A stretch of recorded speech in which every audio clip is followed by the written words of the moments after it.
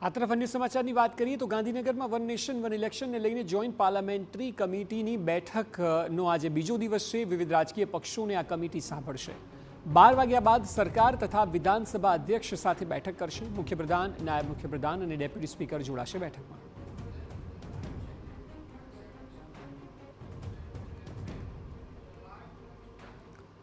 તો આજ વિષય પર વધુ માહિતી આપી રહ્યા છે ગાંધીનગરથી પોલિટિકલ એડિટર કિંજલ મિશ્રા। સીધી તેમની સાથે વાત કરીશું। કિંજલ, આજે આ કમિટીની વિઝિટનો બીજો દિવસ છે। આપ જણાવો આજના દિવસનો કાર્યક્રમ શું રહેશે અને કેટલો મહત્વનો આજનો દિવસ?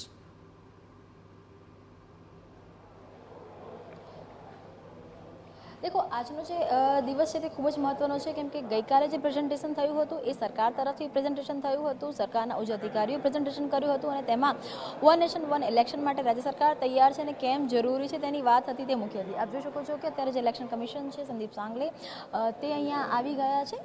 ખાસ કરીને જ્યારે વન નેશન વન ઇલેક્શનની વાત હોય છે ત્યારે ઇલેક્શન કમિશનનો એક તેમનો મહદ રોલ હોય છે તે રહેતો હોય છે। અને આજની જો વાત કરવામાં આવે તો આજના દિવસની અંદર જે બેઠકોનો દોર છે તેની અંદર જે રાજકીય મુદ્દાઓ છે, રાજકીય મુદ્દાઓ ઉપર સીધી ચર્ચા છે તે થવાની છે કે તેનું કારણ છે કે એક તરફ વિપક્ષ એવું કહી રહ્યું છે કે ભાજપે વન નેશન વન ઇલેક્શન લાવવું છે તો તેની પાછળનો ઈરાદો શું છે તેની સ્પષ્ટતા નથી। અને વન નેશન વન ઇલેક્શનના કારણે પ્રાદેશિક જે કહી શકાય કે પ્રાદેશિક જે અલગ અલગ રાજકીય પક્ષો છે તેની સ્વતંત્રતા ઉપર તરાપ મૂકવામાં આવે છે, તેના ભવિષ્ય પર તરાપ મુકાઈ શકે છે। તેની સાથે જ વન નેશન વન ઇલેક્શન જ્યારે થશે ત્યારે માત્ર જે રાષ્ટ્રીય મુદ્દાઓ હશે તેની પર ચર્ચા થશે, પ્રાદેશિક મુદ્દા પર ચર્ચા નહીં થાય। ઘણી વખત સરકાર તોડવાના પણ વિષયો થતા હોય છે તો એ આખી જે મુદ્દા છે એ મુદ્દાને વિપક્ષ લાવી રહ્યું છે। બીજી તરફ જો સત્તા પક્ષની વાત કરવામાં આવે, સત્તા પક્ષનું કહેવું છે કે જ્યારે વારંવાર ઇલેક્શન થતા હોય છે તેને લઈને ઈવીએમ મશીનથી માંડી અને મેન પાવરથી માંડીને તમામ વસ્તુઓની વારંવાર કરવું પડતું હોય છે, કરોડોનો ખર્ચ થતો હોય છે, કરોડોનો બોજો થતો હોય છે। વન નેશન વન ઇલેક્શન આવે તો વિદ્યાર્થીઓના ભણવાથી માંડીને સરકારી કર્મચારીઓના કામથી માંડીને અનેક મુદ્દાઓ છે તેના પર સીધો જે ઘટાડો છે તે થઈ શકે અને લોકો એક સાથે વોટિંગ છે તે કરી શકે। આજે રાજકીય પક્ષો છે તેની સાથેની બેઠક છે અને ત્યારબાદ અલગ અલગ જે પીએસયુઝ છે તેની સાથે જેમ કે બેંક ઓફ બરોડાની વાત કરવામાં આવે, ગિફ્ટ સિટીની વાત કરવામાં આવે, એનએસપીએલની વાત કરવામાં આવે તો તેમનો જે સુસૂર છે તે પણ જાણવા મળશે। એટલે કે ગઈકાલે સરકારે તો હા પાડી છે પરંતુ ગુજરાતની વાત કરવામાં આવે તો ગુજરાતમાં વિપક્ષ દ્વારા વન નેશન વન ઇલેક્શનનું સમર્થન કરવામાં નથી આવતું અને તમામની વચ્ચે મુખ્યપ્રધાન, ડેપ્યુટી સીએમ, સ્પીકર અને ડેપ્યુટી સ્પીકર સાથે પણ આજે જે જોઈન્ટ પાર્લામેન્ટરી કમિટી છે તેની અલગથી બેઠક છે તે યોજાશે। બિલકુલ, સાથે કિંજલ એ પણ જાણવા માંગીશું કે વિપક્ષ સ્વાભાવિક છે કે આ વાતનો વિરોધ કરી રહ્યું છે અને સરકાર તેના સમર્થનમાં છે।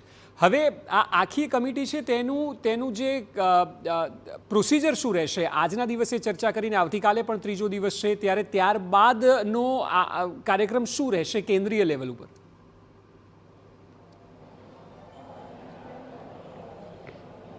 देखो कमिटीની કોઈ પણ રાજ્યમાં જ્યારે કમિટી જતી હોય છે ત્યારે જે ભલામણો હોય છે તે ટાંકતી હોય છે। જેમ કે રાજ્ય સરકારના જે અધિકારીઓનું ડેલિગેશન છે તેની ભલામણ છે કે વન નેશન વન ઇલેક્શન થવું જોઈએ અને તેની માટેનું એક પ્રેઝન્ટેશન છે તો તે ટાંકવામાં આવશે। વિપક્ષ વન નેશન વન ઇલેક્શન તરફી નથી તો વિપક્ષના કયા મુદ્દાઓ છે, કયા, જેમ કે તેમણે એક ભય બતાવ્યો છે કે જો વન નેશન વન ઇલેક્શન થશે તો જે પ્રાદેશિક પક્ષો છે તેમની સ્વતંત્રતા પર અથવા તો તેમના જે કહી શકાય કે સર્વાઈવલ ઉપર સવાલ ઊભા થઈ શકે છે તો એ જે આખો છે તેને ટાંકવામાં આવશે। પીએસયુની વાત કરવામાં આવે તો પીએસયુ જે રેકમેન્ડેશન આપશે તેને ટાંકવામાં આવશે।